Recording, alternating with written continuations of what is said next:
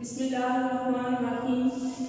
السلام علیکم dear students, جیسا کہ آپ جانتے ہیں کہ آج سے ہماری آن لائن کلاسز کا آغاز ہو رہا ہے، تو لیکچر نمبر ہمارا آج لیکچر نمبر 1 ہے ہمارا۔ آپ جانتے ہیں کہ ہم تاریخ اسلام کا جو ہے وہ چیپٹر پڑھ رہے تھے۔ تاریخ اسلام میں ہم نبی پاک صلی اللہ علیہ وسلم کی حیات مبارکہ کے بارے میں ہم نے پڑھا ہے، ان کی پیدائش سے لے کے ان کی زندگی کے حالات نبوت کے پہلے سے ہم پڑھ چکے ہیں۔ اس کے بعد ان کی مکی زندگی جو نبوت سے پہلے تھی، نبوت کے بعد تھی، ہم نے وہ پڑھا۔ اس کے بعد مدنی زندگی جو ہے ہم نے وہ سٹارٹ کیا تھا۔ نبی پاک صلی اللہ علیہ وسلم نے مدینہ میں، مکہ مکرمہ میں جو ہے وہ اپنی زندگی کے 53 سال گزارے تھے۔ 40 سال ان کے نبوت کے پہلے کے تھے اور 13 سال انہوں نے نبوت کے وہاں گزارے تھے، تو یہ ٹوٹل جو ہے انہوں نے وہاں 53 سال گزارے۔ ان 53 سالوں کے بعد یعنی نبوت کے 14ویں سال اللہ تعالیٰ کے حکم سے نبی پاک صلی اللہ علیہ وسلم نے اپنے پیروکاروں یعنی مسلمانوں کے ساتھ مدینہ کی طرف ہجرت کی۔ اس کی وجہ آپ کو پڑھایا، اس کی ریزنز بھی پڑھائیں، جس میں سے سب سے بڑی وجہ اس کی یہ تھی کہ مدینہ میں رہتے ہوئے جو مکہ میں رہتے ہوئے جو مشرکین تھے، اہل مکہ جو تھے، مشرکین جو ان میں سے تھے، انہوں نے مسلمانوں پر بے انتہا مظالم اٹھائے، اور جس کی وجہ سے نبی پاک صلی اللہ علیہ وسلم اللہ کے حکم سے اپنے صحابہ کے ساتھ ہجرت کر کے مدینہ چلے گئے۔ مدینہ میں پہنچ کے نبی پاک صلی اللہ علیہ وسلم سے پہنچے، اس کے بعد ہم نے اس میں پڑھا کہ کس طرح سے مدینہ میں جا کے جو ہے وہ مسلمانوں کو اکوموڈیٹ کیا، یعنی جو مدینہ میں رہنے والے لوگ تھے وہ انصار کہلاتے تھے، اور جو مکہ سے لوگ ہجرت کر کے گئے تھے وہ مہاجر تھے۔ نبی پاک صلی اللہ علیہ وسلم نے اب اتنی بڑی تعداد میں مسلمان جو مہاجرین مکہ سے گئے تھے ان کو اکوموڈیٹ کرنا مشکل تھا، نہ تو کوئی ایسی بڑی جگہ تھی، نہ علیحدہ سے کوئی ایسے گھر تھے کہ جن میں وہ سب مسلمان جو ہیں وہ ایڈجسٹ کرتے ان کو۔ تو نبی پاک صلی اللہ علیہ وسلم نے بڑا خوبصورت ایک اللہ تعالیٰ کے حکم سے طریقہ کار جو بتایا وہ یہ تھا کہ ایک مہاجر کو ایک انصار کا بھائی بنا دیا۔ اس کا مطلب یہ تھا کہ ایک جو انصار ہے، جو مہاجر ان کا بھائی بنا ہے، وہ ان کے گھر میں ان کی فیملی جو ہے یا اکیلا ہے وہ وہاں رہے گا۔ اس کو مواخات، رشتہ مواخات کہتے ہیں، اور ہم نے یہ مواخات مدینہ کے ٹاپک پر پڑھا۔ اب نبی پاک صلی اللہ علیہ وسلم جب وہاں مدینہ میں رہائش پذیر تھے، تمام مسلمان بھی، تو وہاں ایک معاہدہ کیا گیا جسے میثاق مدینہ کہا جاتا ہے۔ میثاق مدینہ مطلب مدینہ میں ایک عہد کیا گیا تھا۔ تو سب سے پہلے دیکھتے ہیں مدینہ، میثاق مدینہ کا ہم تعارف پڑھتے ہیں۔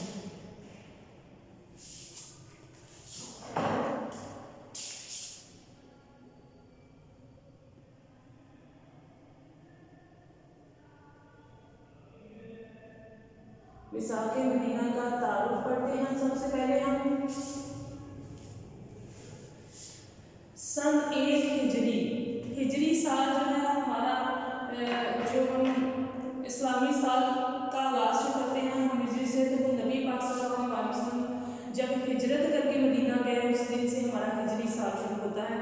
تو پہلی ہجری میں نبی پاک صلی اللہ علیہ وسلم نے مدینہ اور اس کے ارد گرد جو قبائل تھے ان کے ساتھ ایک معاہدہ کیا تھا۔ اس معاہدے کو میثاق مدینہ کہا جاتا ہے۔ اب میثاق مدینہ کی جو ہے وہ ضرورت کیوں پیش آئی تھی، یعنی یہ جو ایک عہد کیا گیا تھا اس کی کیا ضرورت پیش آئی تھی کہ نبی پاک صلی اللہ علیہ وسلم نے یہ عہد جو ہے وہ کیا۔ سب سے پہلی ریزن یہ تھی عبداللہ بن ابی کی کاروائیاں۔ اس میں ہے ہیڈنگ کہ نبی پاک صلی اللہ علیہ وسلم کے مدینہ تشریف لانے سے پہلے وہاں ایک عبداللہ بن ابی نامی ایک شخص تھا جس کو مدینہ کا جو ہے وہ سربراہ بنانے کا فیصلہ کیا جا رہا تھا، لیکن جب نبی پاک صلی اللہ علیہ وسلم مدینہ پہنچے تو سب کا رجحان جو ہے وہ نبی پاک صلی اللہ علیہ وسلم کی طرف ہو گیا کہ نبی इस बात का अब्दुल्ला बिन उबई को जो है बहुत दुख था और जो है उसने बज़ाहिर तो इस्लाम कबूल कर लिया, लेकिन ये है कि वो मुसलमानों के खिलाफ जो है वो साजिशों में मसरूफ़ हो गया। उसकी एक और दूसरी वजह वो ये थी, औस और हजरत की चैप्टरशिप। औस और हजरत जो थे ये मदीना में यहूदियों के दो बड़े कबाइल थे। ये लोग मुसलमान तो हो चुके थे इनमें ज़्यादातर, लेकिन इनकी आपस में हर वक्त लड़ाइयाँ रहती थी जो कि नस्ल दर नस्ल चलती आ रही थी।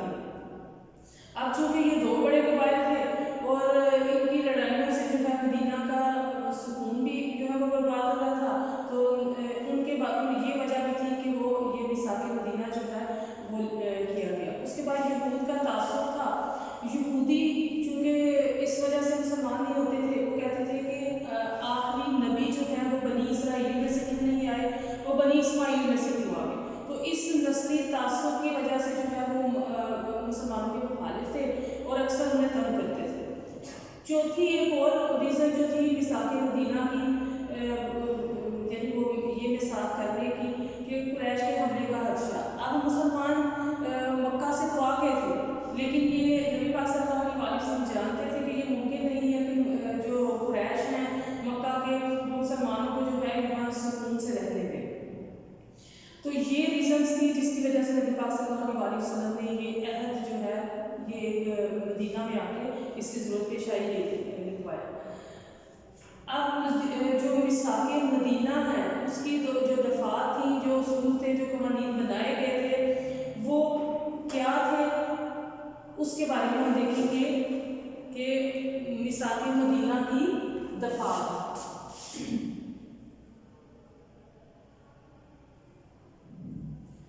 मिसाक मदीना की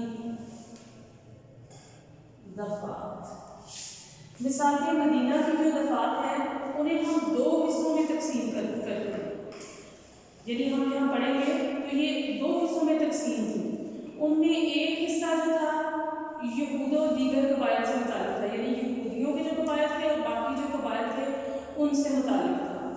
और पहला हिस्सा ये था और दूसरा हिस्सा जो था वो मुहाजिरीन और अंसार, यानी जो मुसलमान मक्का से हिजरत करके आए थे और जो मुसलमान मदीना में रहते थे यानी अंसार, उनके मुताबिक। तो सबसे पहले हम देखते हैं कि जो यहूद और दीगर कबाइल से मुताल्लिक़ दफ़ात थी वो मुसलमानों के साथ उनकी वो क्या थी, क्या वो उसूल और रूल्स बनाए गए थे। सबसे पहले जो उसमें था ये था कि बनु उर्फ के यहूदी मुसलमानों के साथ वतनी लिहाज से कौम है, यानी चूँकि एक वतन में रहते हैं, एक जगह पे रहते हैं, एक रियासत में रहते हैं, तो इस लिहाज से वो एक कौम है। यानी मदीना के जितने भी रहने वाले वहाँ लोग थे वो सब मदीना में रहने की हैसियत से एक कौम थी।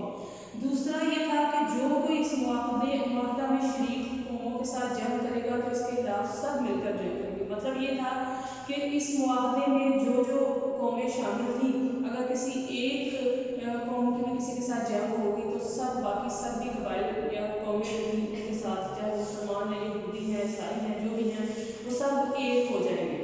फिर चौथा उसमें ये था, तीसरा उसमें ये था कि मुआहद अक़वाम, यानी ऐसे वो अक़वाम जिन्होंने ये मुआहदा किया था उनके आपस में ताल्लुकात जो होंगे वो खैर ख़्वाही के होंगे और फ़ायदा रसानी के होंगे, किसी को नुकसान पहुँचाने के नहीं होंगे। फिर नंबर 4 है यहूद की दोस्त अक़वाम के यहूद की तरह समझे जाएंगे, यानी यहूदियों के जो दोस्त होंगे ना दूसरे कबाइल या अक़वाम जो भी होंगे तो बाकी सब भी रहने वाले मदीना में रहने वाले उन्हें अपना दोस्त ही समझेंगे। फिर कोई शख्स अपने मुआहद के खिलाफ मुखालफाना कार्रवाई ना करेगा, यानी कोई भी शख्स जो होगा जितने इस मुआहदे में शामिल है वो उनके खिलाफ कोई काम नहीं करेगा।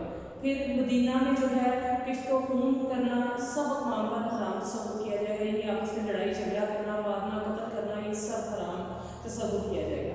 फिर जितने अक़वाम ने ये मुआहदा किया है, किसी भी अगर उनके आपस में कोई भी लड़ाई झगड़े होते हैं तो ये फरमाया गया कि फ़ैसला उनके बारे में अल्लाह और रसूल सल्लल्लाहु अलैहि वसल्लम के अहकामात के मुताबिक होगा।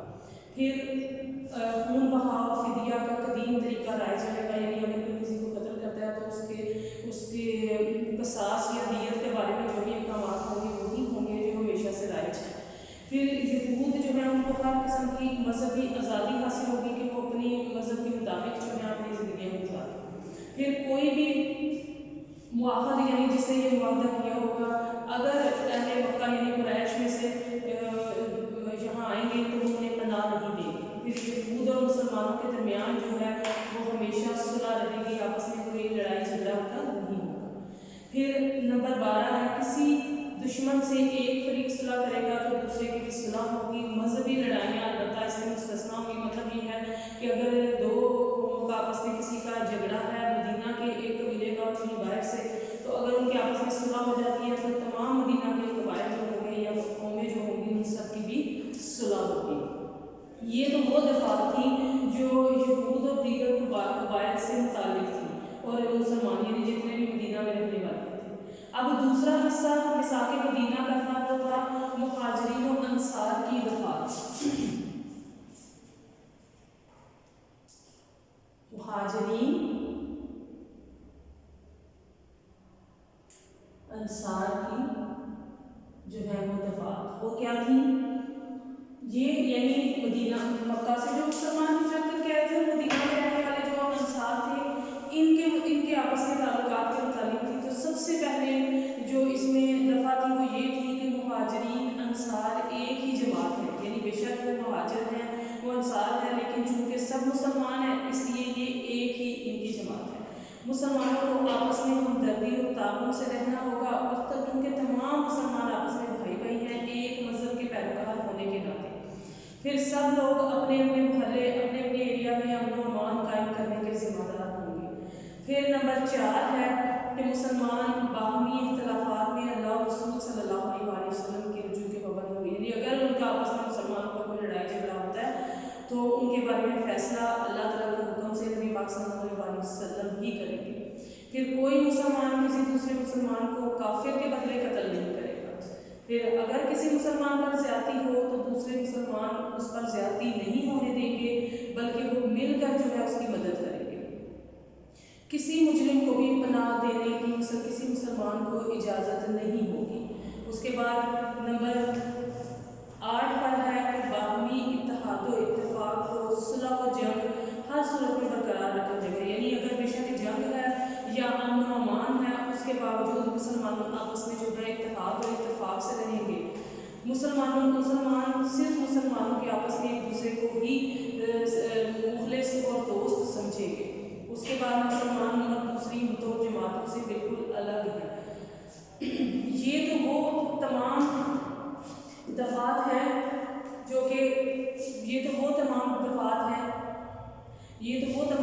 ہیں جو میثاق مدینہ جو ہے اس کے حوالے سے تھی۔